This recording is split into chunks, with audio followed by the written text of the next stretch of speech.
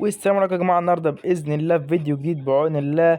وأول حاجة تصلي على النبي عليه الصلاة والسلام، وتحط اللايك الجميل بتاعك وتشترك في القناة، ويلا بينا ندخل على الفيديو على طول يا رجالة. يا رجالة إيه يا رجالة. فالمهم كده، أول حاجة نزلنا بتحديث النهاردة. كونامي كده نزلت لنا بتحديث جميل جدا، ما عملش أي حاجة غير تغيرات بسيطة جدا. نزلوا لنا البتاع ده اللي هو فيفا وورلد كاب 2024. فبطولة كده هم افتكسوها من دماغهم. بس اوعى تختار اي منتخب او اي شعار غير اما ينزل لنا غير اما ينزل اي فيديو او اي حاجة ونفهم نظام البطولة دي عامل ازاي. عشان ما نلبسش في الحيط زي حوار الكوبا واليورو كده، وخدنا كوينز قليلة جدا. فاما نشوف ايه اكتر دولة تاخد كوينز ونقوم مختارين على طول ونلعب بيها. فما تختارش غير اما نشوف. وبعد كده نزل عندنا هنا حزمة ستيفن جيرارد. يعني كنا متوقعين تنزل دبل بوستر او حزم انديه، ما تنزلش اي حاجه غير ستيفن جيرارد. هو بوستر عادي وبيلعب باسلوبين لعب. فيعني انا انصحك لو معاك مدرب، يعني احسن مدربين في اللعبه تشافي، لا ديشامب، بعد كده تشابي الونسو. يعني اكتر احسن مدربين في اللعبه، لكن احسن مدرب ديشامب. من بعده تشابي الونسو.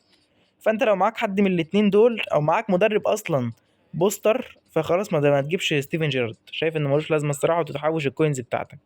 وخدنا طبعا الواد دي ليخت الجميل اللذيذ ده. وهناخد الاسبوع الجاي المهاجم الجميل بتاع مانشستر يونايتد. طبعا انا اشتريت حزمه توريس، وهجرب توريس النهارده باذن الله. وينزل لنا انيستا كمان ببلاش، واقول لك تاخده ازاي دلوقتي. هو تقريبا هيبقى 100، هو ده اكيد. ما اظنش انه هيبقى 101. فهو يعني نسخه محترمه يعني. هي موجوده في المهمات هنا. فانت تعمل إيه عشان تجيبها؟ تخلص المهمات اللي هم طالبينها منك هنا. عشان انيستا طبعا اعتزل، يعني ربنا كتر خيره والله لحد الآن. وكونامي دي ربنا يصلح حالها. هتخش هنا على حوار ميسي، وهتقوم رايح هنا عند حوار الفوز من خلال قانون الهدف الذهبي. تلعبها هنا 8 مرات ولا 10 مرات. والمهم ان انت يعني هتعدي الايفنت وهتخلصه في اقل من ربع ساعة. طبعا كمان ما نزلتش اي ايفنتات ب 50 كوينز النهارده، لان هي مديانا كوينز بالهبل من تسجيل دخول ومن مهمات. حاجات كويسة يعني. مفيش اي حاجة نزلت هنا طبعا. تمام. والباكجات اللي نزل باكجات تعبانة، باكج عودة ترشيح زبالة. وهنا باكجات، اللي هو كوريا واندونيسيا واليابان. ولا ده الصين. فهو مدينك فتحات مجانيه عليه، ومدينا فتحه مجانيه على باكج اليابان. ما تلاقيش حد منه اصلا، اللعبه تعبانه. وتوريس بقى يا غالي، عشان تطوره لازم تحط له غريزه المهاجم، او تبقى حاجه اسمه إيه ده، سترايكر حاجه. دي بتضاف لنيمار برضو، بتضاف لنيمار. بس نيمار ما بيوصلش 103 يا جدعان غير مع ديشامب بس. نيمار مش بيوصل 103 غير مع ديشامب بس. الحمد لله ان انا ما صرفتش ال 100 توكن اللي كانوا معايا، سبتهم لتوريس. فتوريس لو بيوصل مع اي مدرب 102 عادي. بس لازم تضيف له بتاعه المهاجم، غريزه المهاجم دي. وبص طاقته، يعني طاقته يا جماعه اقسم بالله بهرني. لعبت ماتش، بصوا يا جدعان، الوعي هجوم 94، فينش 96. الكيرل طبعا ما يغركش انه 82 مش هينفع كده كده في كيرل. والسرعه 88، والسرعه قصدي 85، والتسارع 88. قوه في الراك 86. يعني القفز والالتحام الجسدي مش قد كده، بس جبار في الملعب. شوف في الملعب مستوى جامد. ما اوعى تاخد اي لاعب بطاقاته، خده على طول بأداؤه في الملعب. في لعيبه تبقى طاقتها وخلاص، تبقى طاقات وخلاص. تعالى كده اول حاجه هنجربه نخش كده في حوار التدريب ده.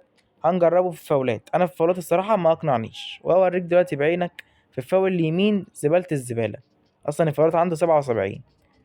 او اوريك برضو قدام عينك. وفي الفاول الشمال يعني جاب الفاول، بس برضو ما اقنعنيش. ما تعتمدش عليه كواحد بيشوط فاولات اساسي. وفي ضربات الجزاء اوعى تشوط تحت.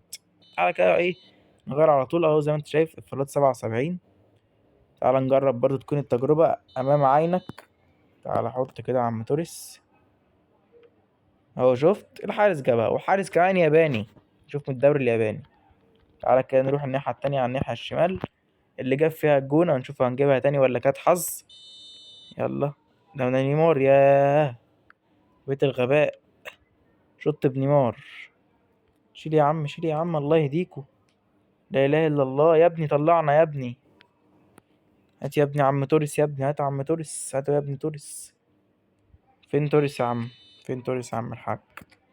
يلا يا عم توريس ورينا. كنا ما نزلتش ايفنتات 50 كوينز صح؟ انا قلت لكم. تعالى يا عم توريس كده، حط واحده كده من بتوعك اهو زي الزفت. يعني جت معاه بالحظ. ما تعتمدش عليه في فاولات ولا ارتوهات الاتنين. طبعا انا قلت لك ان ضربه الجزاء اليمين كويسه، فانت تشوط فيه في زوايا 90. يعني بص، هي تشوط بالزوايا اللي فوق بس، اوعى تشوط في زاويه تحت. هو 81. شوت في الزوايا اللي فوق. هتقول لي انهي زاويه اكتر؟ اليمين. اليمين هي الزاويه الاقوى بالنسبه له. بس بص بتبقى باينه قوي، بتبقى باينه جدا ان لو اللاعب اللي قدامك مع حارس كويس هيصدها. فانت خليك شوت بيه بالشمال احسن، لانه في الشمال بص، هو انت بتشوت بيه على الناحيه الشمال مش بتبان قوي زي ما انت بتشوت بيه على الناحيه اليمين. ولا الاتنين باينين؟ يا نهار ابيض، الله يخرب بيتك يا توريس. الاتنين باينين يا عم الحاج. بص اهو عندك البتاع دي هتديك فتحات مجانيه على كل الباكجات، اندونيسيا وكوريا والصين. وانا طبعا على فريق الاسبوع ودول قدام، فما ما يلزموناش دلوقتي. خش بقى يا عم الحاج نجرب توريس. طبعا انت هتقول لي ليه مش بجربه اونلاين؟ التجربه الاونلاين يا باشا ما تدينيش احسن تجربه للعب، انا عايز اجربه براحتي. فبجربه في الاوفلاين الاول عشان عايز اجربه براحتي يا معلم. عشان كده بجرب اوفلاين الاول. فيعني هو الصراحه بهرني، طاقته في الملعب جباره، وانت هتشوف دلوقتي بعينك. طبعا انا ما شفتش حوار لبس برشلونه ده اتضاف ولا لا، فتعال نشوف كده في الاطقم. ادي يا سلام، متضاف التلات الاطقم بتوع برشلونه. تلات اطقم بتوع برشلونه اتضافوا يا جدعان. يعني حاجه مفرحاني جدا. الفريق اللي قدامنا لابس ايه؟ احمر؟ لا البس ابيض عشان يبقى في اختلاف بينه وبين برشلونه. خش هو بقى عشان نجرب المعلم توريس. جه عملنا لك ان انت في فاولات ما تعتمدش عليه، وفي ضربات الجزاء برضو ما يكونش احسن حل عندك الا لو انت وصلت لضربات جزاء، ان هو مش احسن حاجه في الاتنين.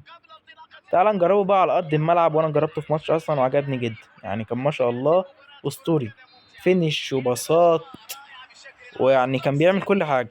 الدريبل ما هوش قد كده. تعال اوريك برضو قدامك. اول حاجه كده بسم الله. بص السرعه، بص السرعه، والالتحام الجسدي عنده اسطوري. بص الفينش بقى، يا ساتر يا رب، ده انا حسدته.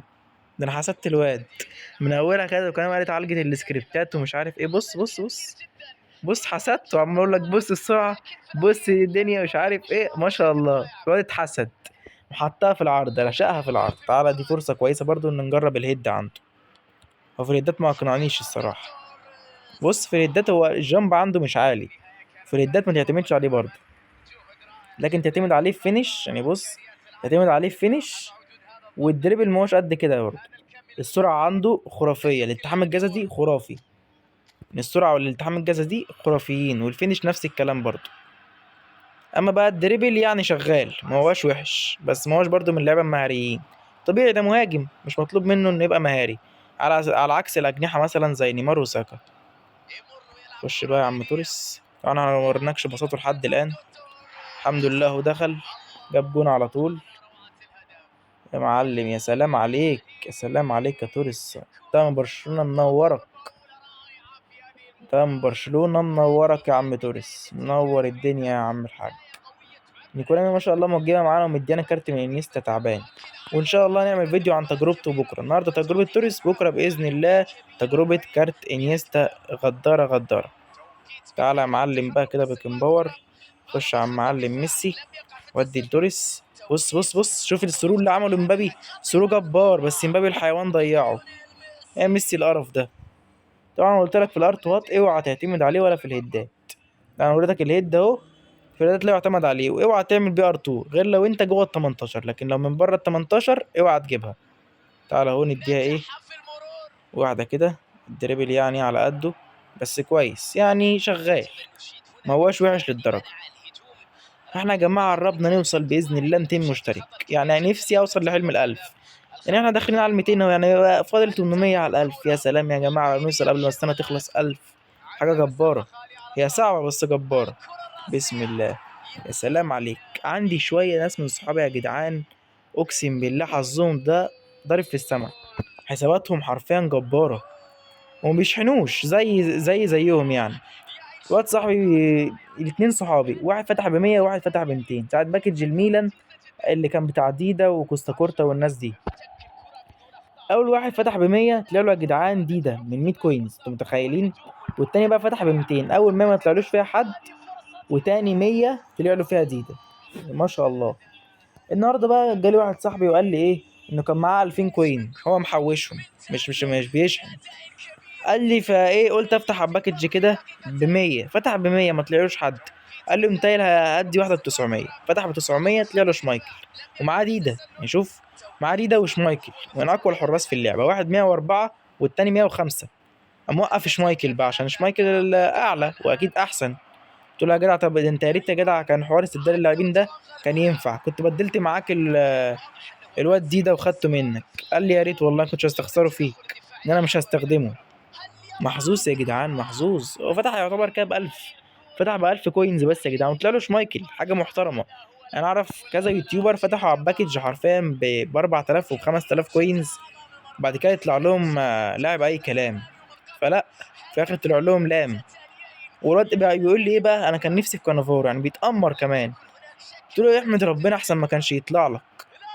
بص توريس من أي حتة بيجيب جون، من أي حتة. فانا كده طبعا يا جماعه عرفتكم كل حاجه، ده بس كان فيديو النهارده وده كان موضوع الفيديو. واستنوا بكره باذن الله تجربه اندريس انيستا وتطويره وكل حاجه. ويا ريت لو انت واصل لحد الثانيه دي تشترك في القناه وتعمل لايك عشان تدعمني وتخليني ان انا استمر في الحوار ده. وكان معاكم احمد من قناه احمد جيم، والسلام.